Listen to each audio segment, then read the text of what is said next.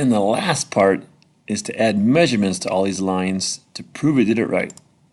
So look at the 6 shapes sheet.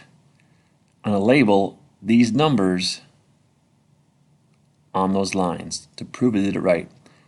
So I label a 6-inch line, a 3-inch line, and a 3-inch line. I'm not going to write the 6. I have the program measure it for me and show me what it is.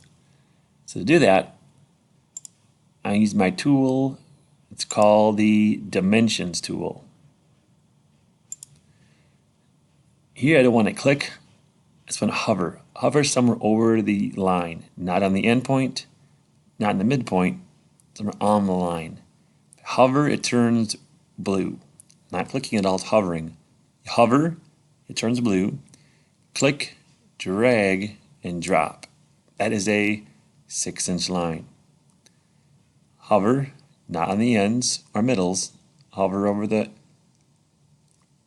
middle or the side of the line. Hover, it turns blue. Click, drag, drop. So all the ones that are on that sheet, I got a label.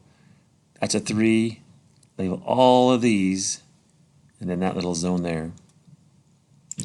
So hover, click, drag, drop. Hover, click, drag, drop. Then gotta do which ones are here.